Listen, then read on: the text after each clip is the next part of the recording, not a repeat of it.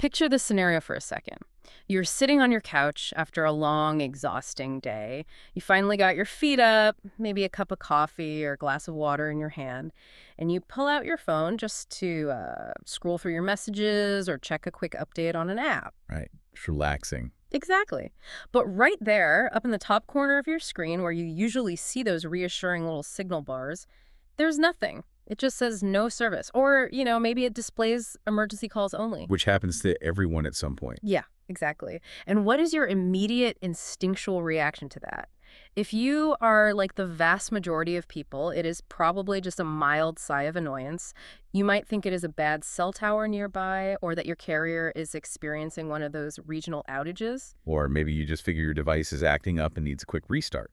Right. You definitely don't panic. You just assume it is a temporary, harmless glitch in an otherwise robust piece of everyday technology.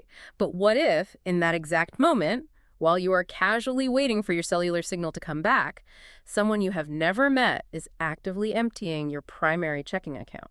It completely shatters that fundamental illusion of safety we associate with our mobile devices. Yeah. I mean, we operate under this unspoken assumption that if the physical hardware, the metal and glass rectangle we paid $1,000 for, is securely in our hand or in our pocket, then our digital life is inherently secure. We think the physical possession of the device is the ultimate security perimeter. Precisely.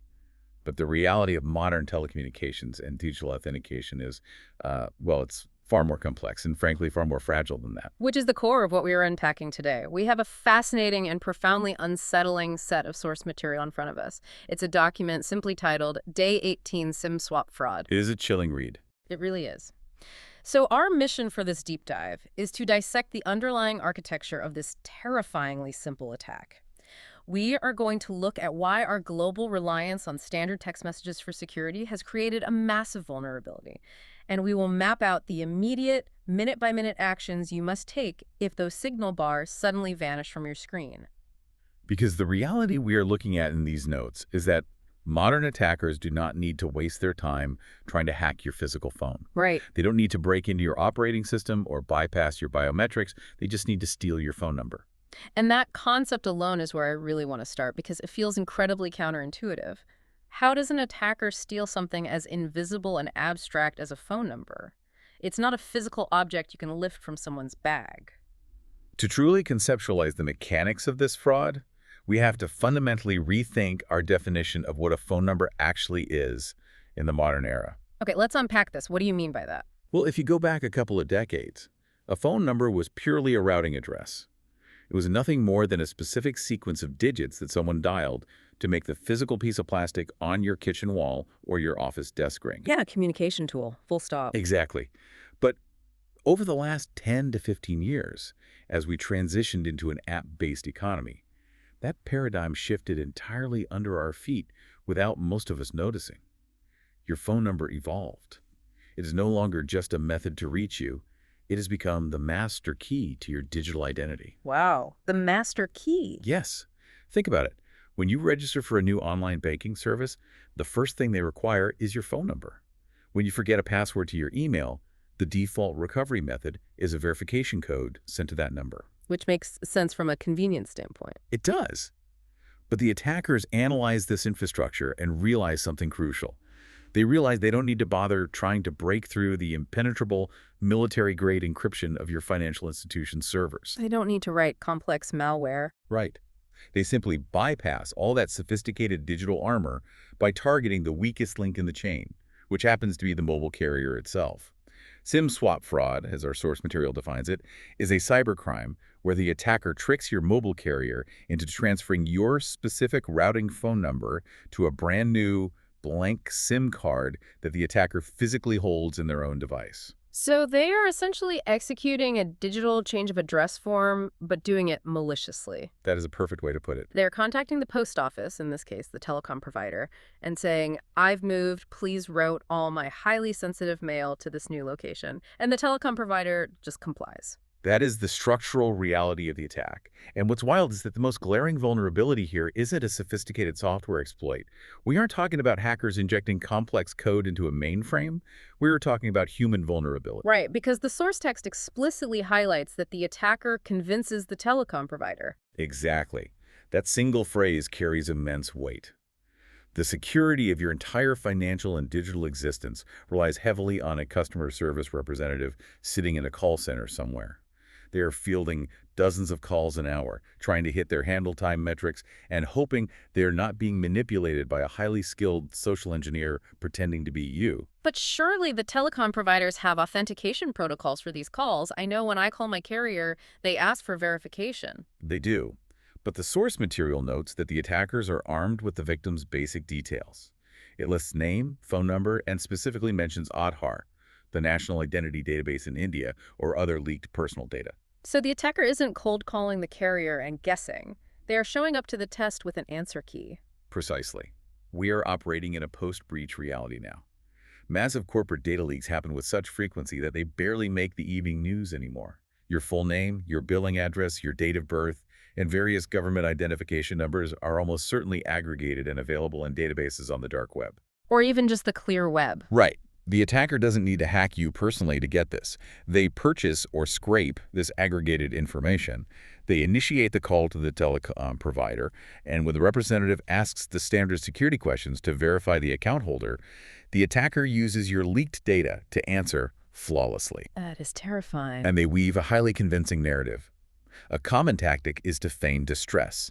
They might claim they're traveling internationally, their phone was stolen at the airport, and they desperately need their number activated on a new blank SIM card they just purchased so they can access their banking app to buy a plane ticket home. Oh, wow. So they use urgency to pressure the rep. Exactly. The customer service agent, whose primary job is to assist customers and resolve issues quickly, is presented with a perfectly verified account profile and a frantic customer. The agent clicks the necessary buttons in their terminal to authorize the transfer, and the routing is changed. And what is the ultimate goal for the attacker once that transfer goes through? What do they get out of this? The text lays out the prizes clearly. Control over the number means full control over calls, SMS messages, and most critically, OTPs. One-time passwords. Right. The control is absolute and instantaneous. The network does not duplicate the messages. It completely diverts them. Every single sensitive communication, every login alert, every bank verification code meant for your eyes is now routed directly to a screen sitting in the palm of the attacker's hand. Which really sets the stakes for everyone listening. I want you to just think about the digital infrastructure of your life right now. How many of the apps on your home screen rely on sending you a text message to verify your identity when you attempt to log in? Probably most of them. Yeah, your primary banking app undoubtedly does. Your primary email provider, your investment portfolios, your social media accounts, perhaps even your workplace VPN. This is the industry standard security protocol we have all been trained to trust. And if a malicious actor is suddenly the recipient of those text messages, they hold the operational keys to your life. Which brings us to the actual physical mechanics of the attack as it unfolds. And the first major warning sign identified in the source text: network loss. The sudden, inexplicable disappearance of your cell signal. To understand the physics of why this happens, we have to look at a fundamental, non-negotiable rule of cellular network architecture mentioned in the text. A mobile number can only work on one SIM card at a time. Okay, let's visualize the timeline of this, because the technical reality of that rule dictates exactly what the victim experiences. Right. So the attacker has successfully socially engineered the customer service rep. The rep is looking at their terminal and hits the key to finalize the activation of the attacker's new SIM card. At that precise fraction of a second, the global cellular network has to resolve a conflict. You cannot route incoming calls or texts to two different physical SIM cards simultaneously. It must make a binary choice. And it chooses the new one. Exactly. It registers the attacker's SIM as the sole legitimate device. Yeah. And automatically, with no warning, your original SIM card, the piece of silicon sitting securely inside the phone in your hand, is permanently deactivated. It is severed from the network completely. Yeah. And the specific visual cues on your device are the only indication that this has occurred. The text outlines that you won't just see a low signal or one bar. No, you will see an absolute drop. Your device will display no service or emergency calls only. The operating system of your phone is essentially looking at the SIM card, attempting to ping the local cell tower, and the tower is refusing the connection because that SIM is no longer authorized. And this specific moment is where the psychology of the victim becomes the attacker's greatest asset. As we established earlier, almost no one looks at no service and immediately assumes they are the victim of a targeted cyber heist. Never. The source explicitly points out that victims default to assuming it is a minor signal issue. I know if I look at my phone and see no bars, my first instinct is to toggle airplane mode on and off to force a network reset. Or hold down the power button and reboot the phone, which takes a minute or two. Right, and if it still doesn't connect, I might just shrug and figure, I'll wait until I'm back on my home Wi-Fi to see if it resolved itself. The victim is completely in the dark here. What's fascinating here is the contrast between the victor's passive experience and the attacker's environment. We should view this as a split-screen scenario to truly grasp the danger. I like that visualization. On the left side of the screen, you have the victim. You are sitting on your couch, occasionally tapping your phone against your leg, waiting for the bars to return, completely unalarmed. It is a moment of stillness. But on the right side of the screen, In the attacker's environment, the activation of that SIM card is the starting gun. The stillness is gone, replaced by frantic, highly orchestrated activity. I really want to spend significant time on this minute-by-minute scenario. The source material provides a very specific 6-step timeline of events, and walking through it reveals just how reliant the attack is on velocity. It is a race against the victim's eventual realization. It absolutely is a race. Let's look at the flow. Step 1 is the setup. The attacker convinces the telecom provider to transfer the number. The social engineering phase is complete, the carrier systems update, and the trap is officially sprung. Which triggers step 2 instantaneously. The victim's phone shows no network. The switch is finalized at the network level. The victim's physical device is now completely isolated from the cellular grid. So the victim is staring at their screen, mildly annoyed that a text to a friend is hanging on sending. Meanwhile, the attacker initiates step 3. The text simply states, attacker logs into your bank account. Now, to do this, they usually need your username and password. They likely acquired these credentials previously. Right, they might have bought them in the same dark web data dump where they found your Aadhaar or ID details. Or perhaps you fell victim to a phishing email 6 months ago and didn't realize it. The attacker has been sitting on these credentials, unable to use them because your bank requires a secondary text message code to log in from a new IP address. But now the obstacle is removed. The attacker navigates to your bank's portal, inputs your compromised username, inputs the password, and initiates the login request. This prompts step 4, which highlights the tragic irony of our current security infrastructure. The bank's automated security system detects a login attempt from an unrecognized device or a foreign location. It functions exactly as it was designed to function to protect the account holder. The text notes, bank sends OTP to your number. The bank server generates a cryptographic code and pushes it out to the SMS gateway. Fully believing it is sending a secure private message directly to the physical device sitting in the legitimate customer's pocket. It is faithfully executing a security protocol that has fundamentally been bypassed. The routing architecture of the cellular network takes over, bringing us to step 5. The attacker receives the OTP on their newly activated SIM. The attacker is holding their device, watching the screen, and a text message notification appears. It's from your bank. It reads something like, your secure verification code is 849201. Do not share this code with anyone. The system worked flawlessly from a technical standpoint. It just delivered the payload to the wrong physical location. The very mechanism engineered to verify your identity and keep the attacker out is delivered directly into the attacker's possession. Which leads to the devastating conclusion in step 6. Money gets transferred. The attacker takes that 6-digit code, types it into the bank's portal, and hits authenticate. The bank's server verifies the code matches the one it just generated. It assumes, logically based on its programming, that the person sitting at the keyboard must be the legitimate account holder because they possess the secure mobile device. The digital vault unlocks. The attacker immediately navigates to the wire transfer or external payment section, initiates a transfer of your funds to an offshore account, a cryptocurrency exchange, or an anonymous digital wallet.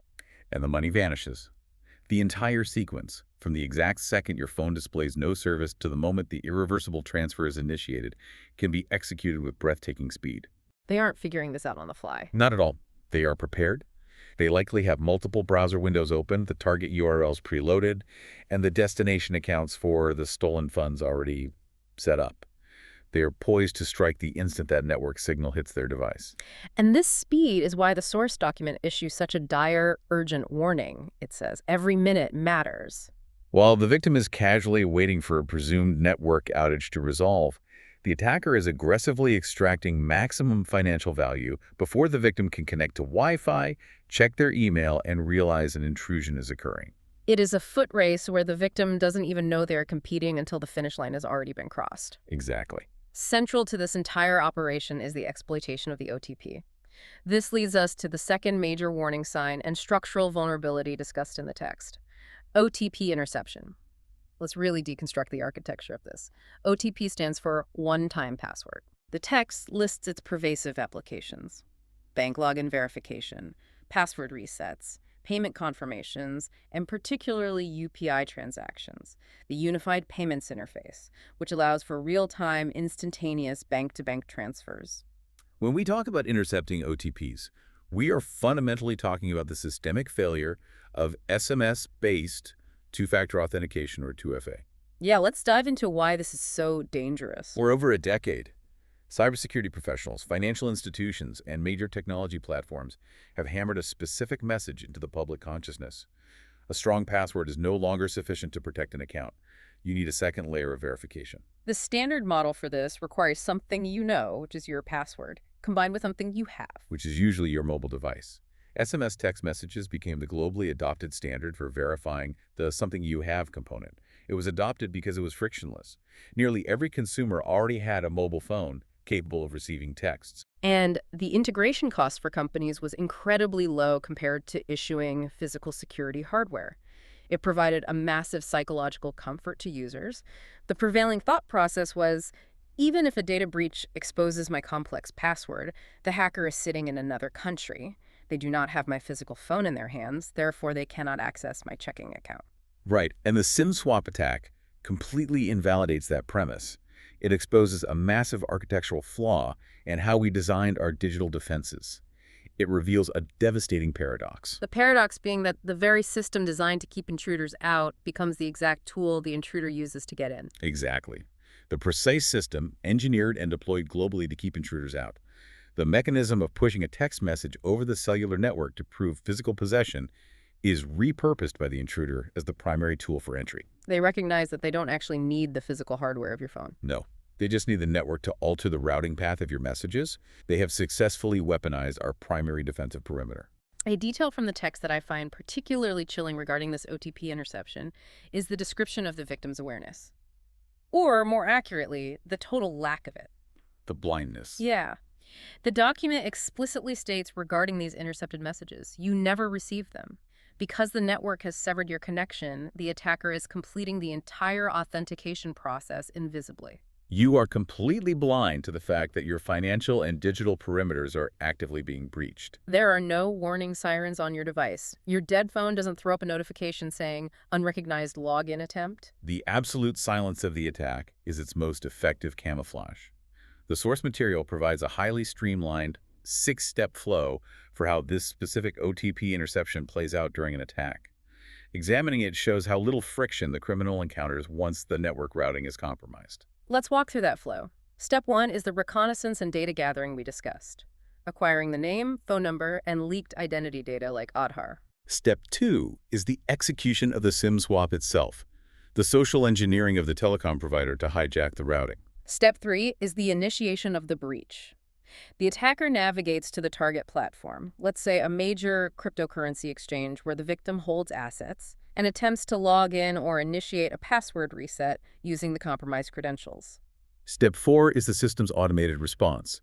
The exchange triggers its security protocol and transmits the OTP. Step 5 is the interception. The hijacked cellular network delivers the OTP directly to the attacker's device. And Step 6 is the conclusion. The attacker inputs the code and access is fully granted.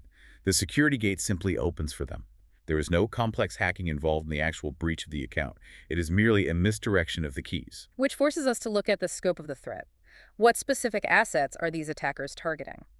The source text provides a definitive list of primary targets, and they all share a common reliance on SMS OTP authentication. The list includes bank accounts, UPI and instant payment applications, email accounts, cryptocurrency exchanges, social media profiles, and digital payment wallets. The financial motivations are obvious. Bank accounts, payment wallets, and crypto exchanges offer direct avenues for liquidating assets. And social media profiles hold immense value for secondary scams. An attacker can hijack a trusted profile to solicit money from the victim's network of friends and family under the guise of an emergency. But there's one specific target on that list that the text singles out with a very deliberate, ominous warning. It states, once email access is obtained, attackers can reset many other accounts. That sentence is arguably the most critical insight in the entire document. It describes the domino effect of digital compromise. How so?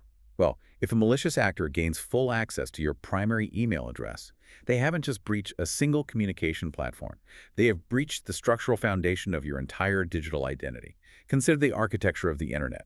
Think about how the forgot password function operates on nearly every website, service, and application you use. Right. If you forget your password for your health insurance portal, your retirement account, your digital cloud storage, or your favorite online retailer, what is the standard recovery protocol? You click Forgot Password, and the service generates a reset link and emails it to the address on file. Your email inbox operates as the master reset switch for everything else. If the attacker utilizes the SIM swap to intercept the OTP for your primary email account, they log in, immediately change the email password to permanently lock you out, and then they essentially set up shop inside your inbox. From that vantage point, they could systematically navigate to the login page of every major financial institution, every cryptocurrency platform, every social network, input your email address, click Forgot Password, and the keys to those kingdoms are delivered directly to the inbox they now exclusively control. It results in a catastrophic, cascading takeover. Falling victim to a SIM swap is rarely an isolated financial loss. It is a systemic failure of your personal security. It means an attacker could gain control of years of personal correspondence, sensitive legal documents, or family photos stored in your cloud drives. They can hijack your professional identity and damage your reputation. They can assume your persona with perfect historical context, armed with the archives of your private communications. The sheer scale of the potential devastation all stems from the initial theft of a single routing phone number. But the situation isn't entirely hopeless. The attacker relies on speed, but they also generate anomalies in the network that a vigilant user can spot. Here is where it gets really interesting. The text outlines a crucial list of red flags, and the vital operational detail here is that these signs frequently manifest before the actual financial extraction occurs. They provide a window of opportunity. It is a terrifyingly narrow window, but it does exist. To utilize that window, we must fundamentally retrain our threat models. We have to learn to recognize subtle network anomalies as indicators of a severe ongoing attack, rather than casually dismissing them as temporary technical glitches. So what are the red flags? The text details the full spectrum. The most prominent, which we have analyzed extensively, is the sudden, inexplicable loss of mobile network connectivity, resulting in no service or emergency calls only. The text also identifies indicators that might surface if the SIM swap is somehow only partially successful, or if the victim is currently connected to a strong Wi-Fi network and might not immediately notice the cellular drop. Right. It notes that SMS messages might stop arriving entirely.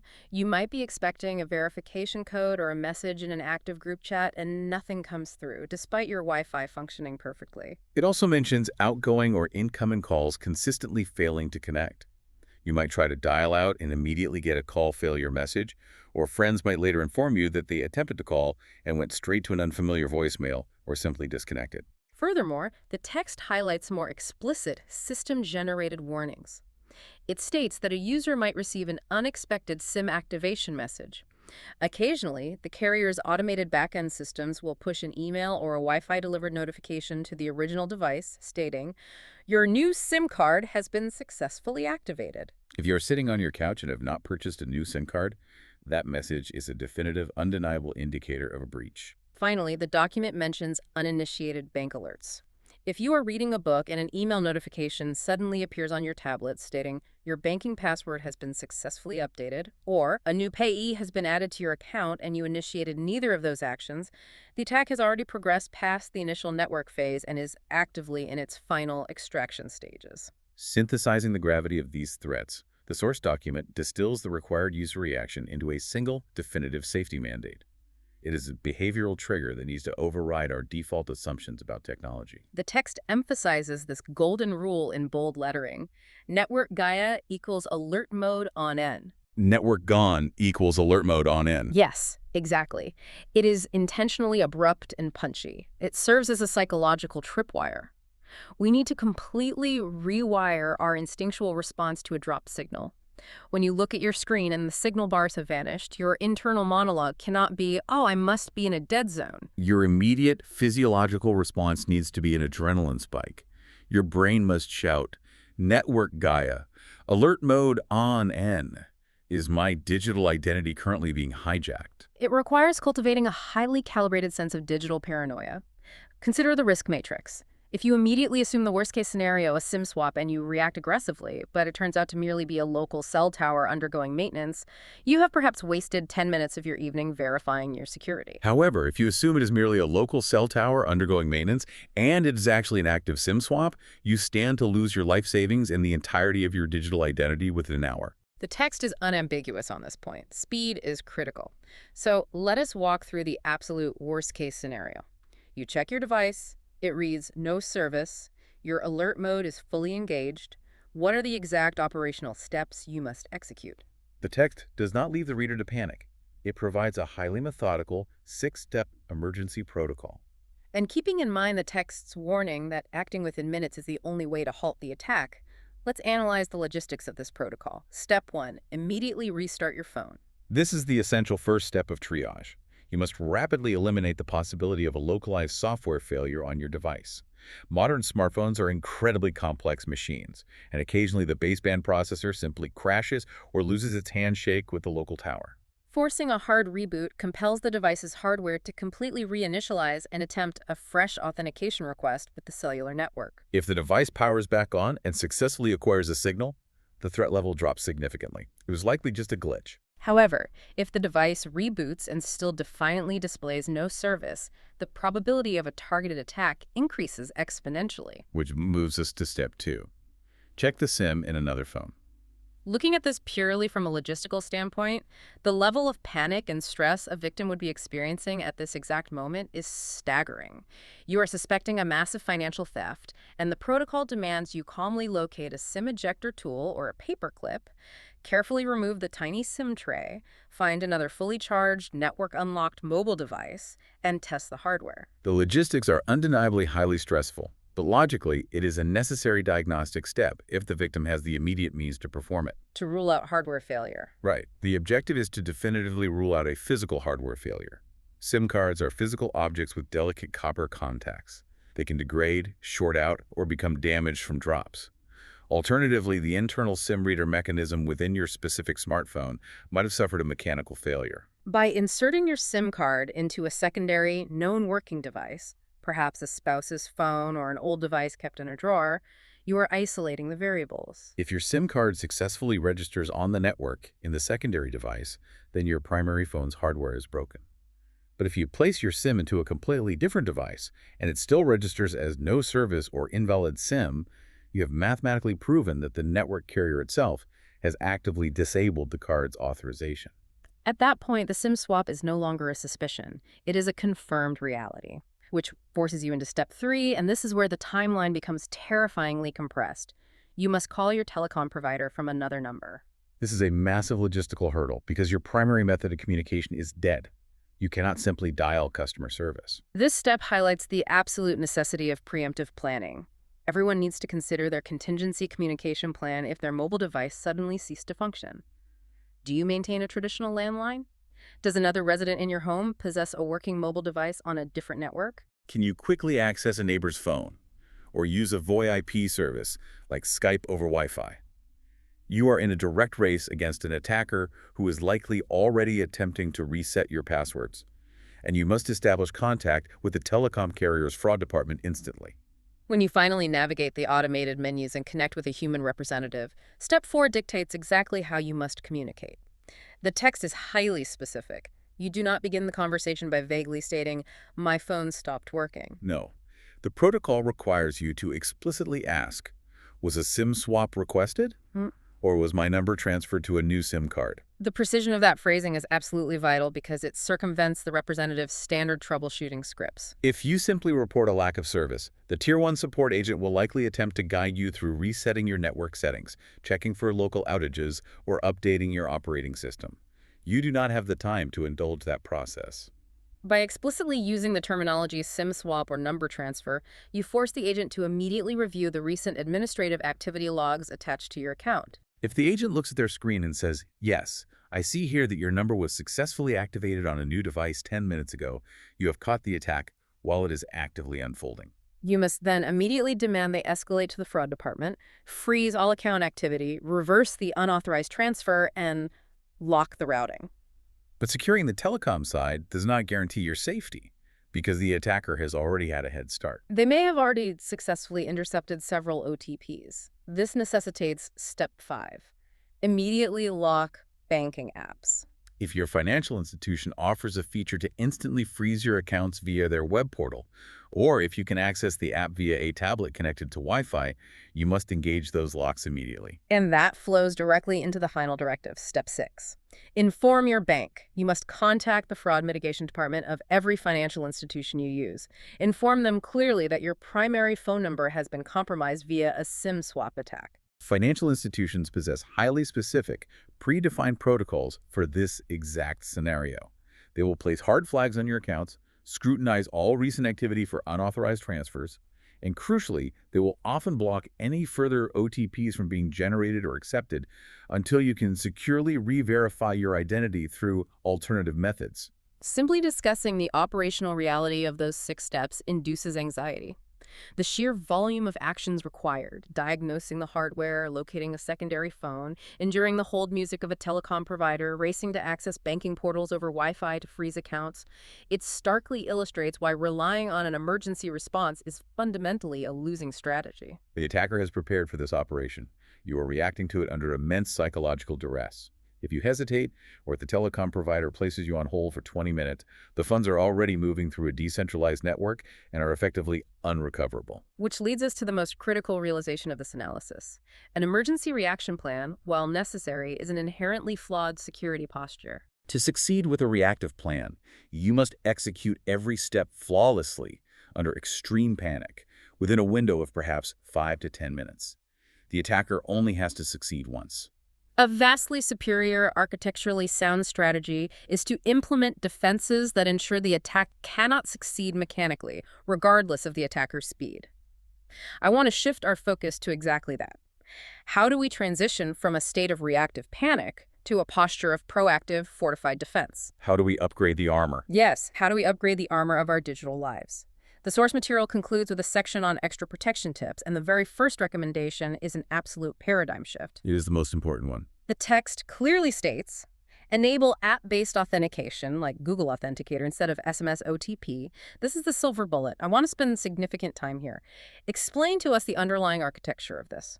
Why is a software application installed on your physical phone fundamentally structurally safer than receiving a standard text message over the telecom network? This is the single most vital concept for anyone looking to bulletproof their digital identity. We spent considerable time earlier analyzing the devastating paradox of SMS two-factor authentication. The reality that the cellular network routing itself is the exploitable vulnerability. Right. Moving to app-based authentication, utilizing applications such as Google Authenticator, Authy, or Microsoft Authenticator, fundamentally alters the security architecture by completely excising the telecom network from the authentication equation. I think people might struggle with that concept initially. If I'm using an authenticator app, I'm still using my smartphone to look at a 6-digit code to log in. It feels like the same process. How does it remove the network? You are relying on the physical hardware of the device, yes, but you are completely abandoning the cellular network's infrastructure to receive the data. The architecture is entirely different. Okay, break that down for me. Let's look at how time-based one-time passwords, or TOTP, actually function at a foundational level. When you initially log into your bank and opt to set up an authenticator app, the bank's server and the application on your phone engage in a one-time cryptographic handshake.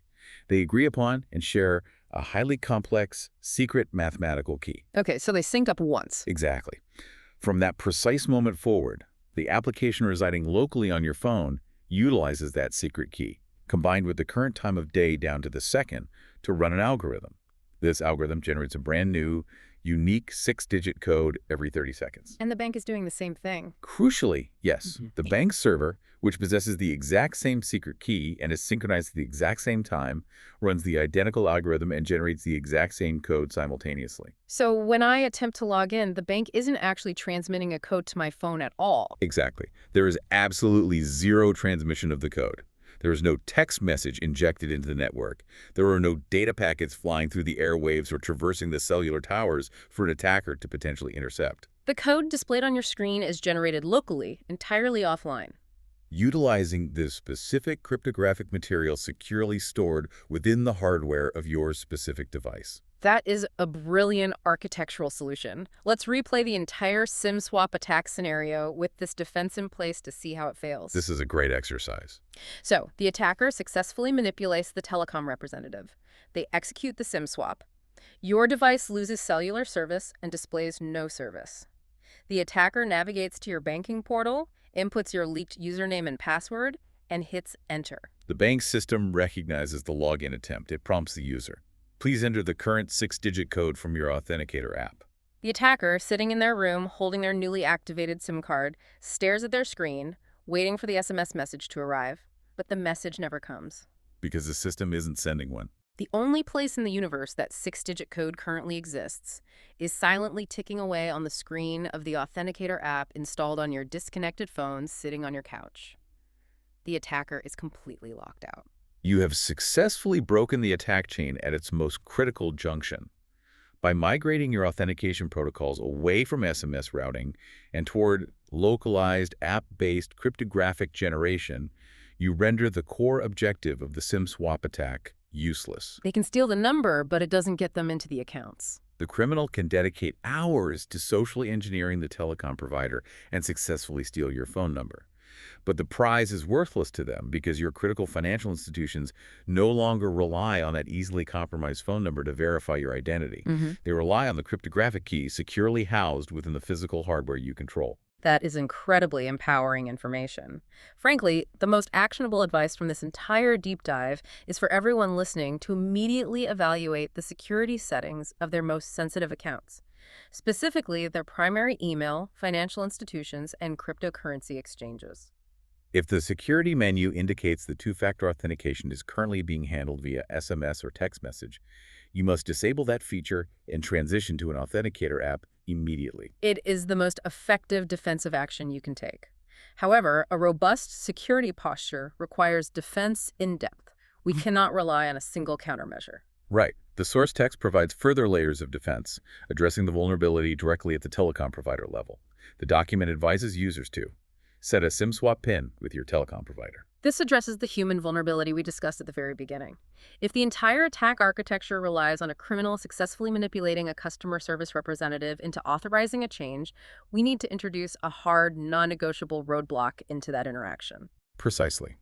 The majority of major cellular carriers offer an advanced security feature that allows the account holder to establish a specific, highly secure PIN or passphrase. And the security layer mandates that the PIN must be verbally provided to the representative before any administrative changes can be executed on the account, most notably the issuance or activation of a new SIM card. This is an entirely separate security measure from the standard PIN you type to unlock your device's screen. So how does that alter the social engineering attempt? Well, even if the attacker has aggregated your full name, your billing address, your date of birth, and your leaked Aadhaar data, when they initiate the call to the carrier and spin their tale of a lost phone, the representative is systemically forced to say, "I understand your situation, but I require your 6-digit account security PIN before my system will allow me to proceed with the activation." If the attacker cannot provide that specific code, the social engineering attempt fails instantly at the perimeter. It is the equivalent of installing a heavy steel deadbolt on your front door,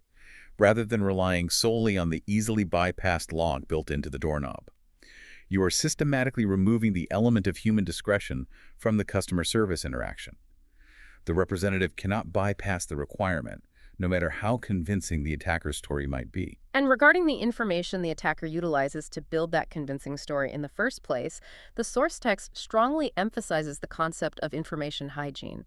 It explicitly instructs the reader to avoid sharing personal details publicly. That advice sounds incredibly basic, almost cliché, but the practical application of it is quite difficult in our heavily interconnected society.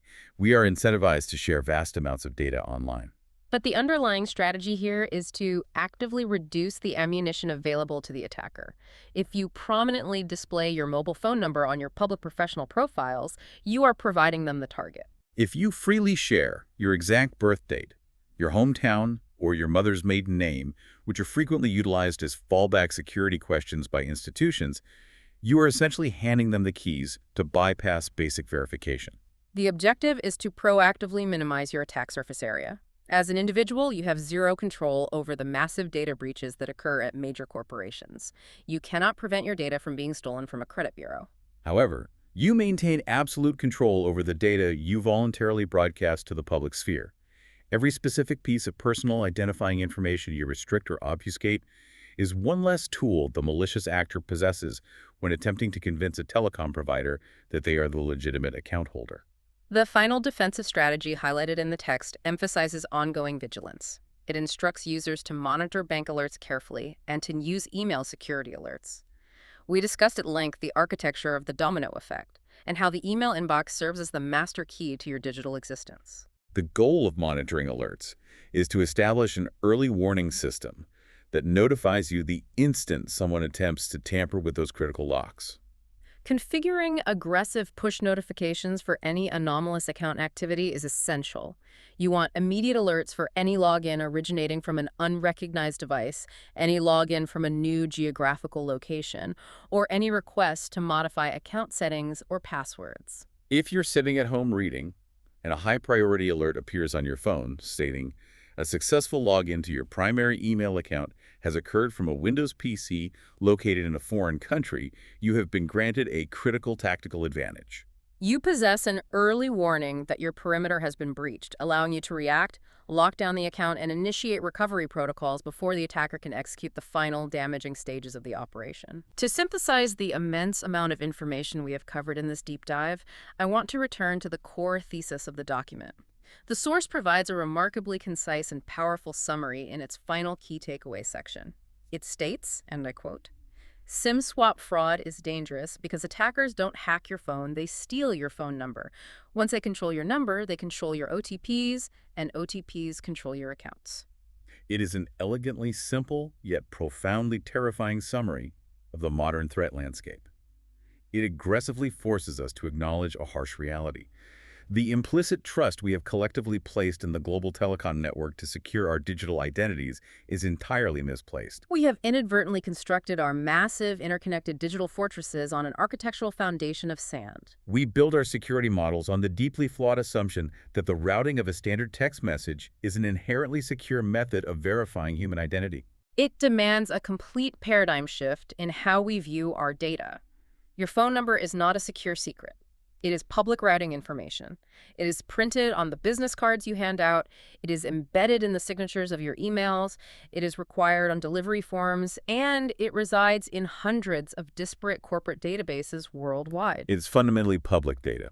And because it is public data, it absolutely cannot serve as the critical single point of failure protecting your most sensitive financial and personal secrets. Transitioning your security to app-based authenticator platforms, establishing a hard security key with your telecom provider, practicing strict information hygiene, and maintaining hypervigilance regarding the status of your cellular network connection are no longer merely suggestions for the highly tech-savvy. Given the automated, high-speed nature of these attacks, these practices have become essential, non-negotiable survival skills required to operate safely within the modern digital economy.